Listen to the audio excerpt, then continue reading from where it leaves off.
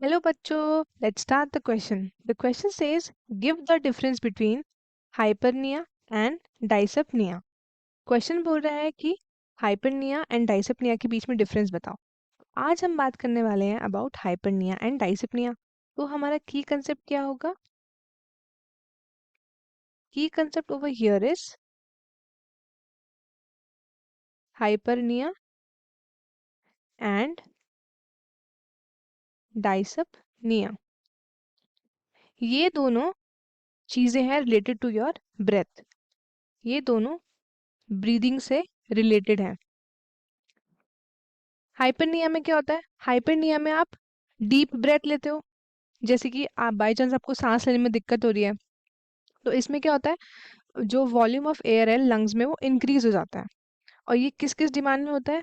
सबसे पहला हाइपरनिया देख लेते हैं। हाइपरनिया, इसमें क्या होता है? Body needs more oxygen. Body needs more oxygen. जब बॉडी को ऑक्सीजन की ज्यादा जरूरत होती है तो क्या होता है? तो वॉल्यूम ऑफ एयर बढ़ जाता है। वॉल्यूम ऑफ एयर जो है बढ़ जाता है। कहाँ बढ़ जाता है? तो हमारे लंग्स में। और ये हाइपरनिया की कंडीशंस क्या क्या हो सकती हैं, क्यों होती है ये कंडीशंस देख लेते हैं। सबसे पहला आता है अगर आप हैवी एक्सरसाइज करते हो, एक्सरसाइज करने से। दूसरा है एल्टीट्यूड। एल्टीट्यूड पे अगर चेंज होता है एल्टीट्यूड में तो उसमें क्या होता है?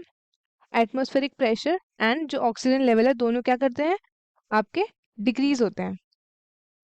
जो आपके एटमॉस्फेरिक प्रेशर है वो चेंज हुआ, और डिक्रीज किस में हुआ? डिक्रीज हुआ हमारा ऑक्सीजन का लेवल।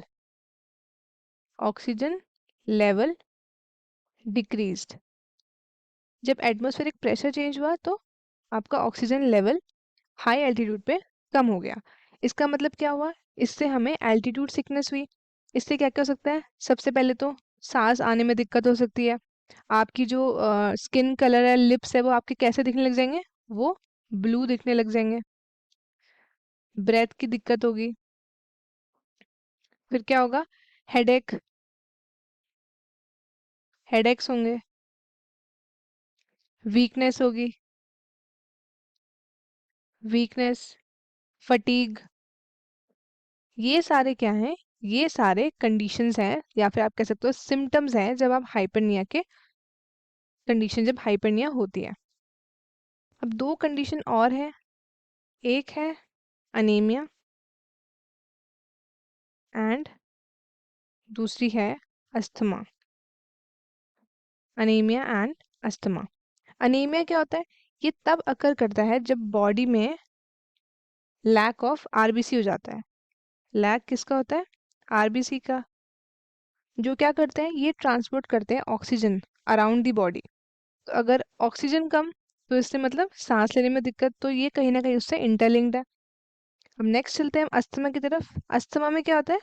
आपको एक एक पोटेंशियल हो सकता है जिससे आपकी पॉसिबिलिटी हो सकती है कि आपको हाइपरनिया हो सकता है।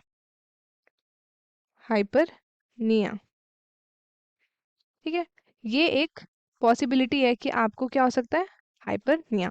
सांस लेने में दिक्कत होती है। आपके जो एल्वोलाई सैक्स वगैरह हैं उसमें क्या हो जाता है? उसमें म्यूकस जमा हो जाता है। कंटिन्यूसली आपको खांसी होती है, सांस आने में दिक्कत होती है। तो ये सारे सिम्टम्स अस्थमा के हैं। अब हम बात करते हैं अबाउट डाइसपनिया। डाइसपनिया, डाइसपनिया में क्या होता है?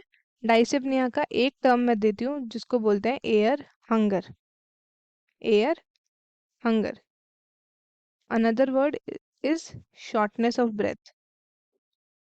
Shortness of breath. Shortness of breath. ये क्या करता है? ये आपकी किस किस कारण से हो सकता है?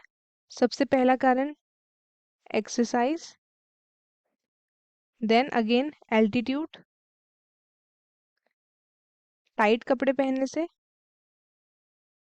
टाइट क्लोथ्स, या फिर अगर कंपलसरी कंपलसरी आपको क्या है, बेड रेस्ट है, जिसको बोलते हैं सिडेंट्री लाइफस्टाइल,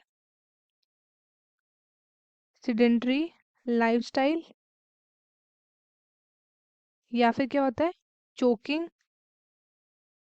चोक हो गया, आपको कुछ आपका फंस गया, इनहेल करने में आपको दिक्कत हो रही है, आपके ब्रीथिंग पैसेज ब्लॉक हो गए हैं, तो उन सब से क्या हो सकता है, चोकिंग हो सकती है।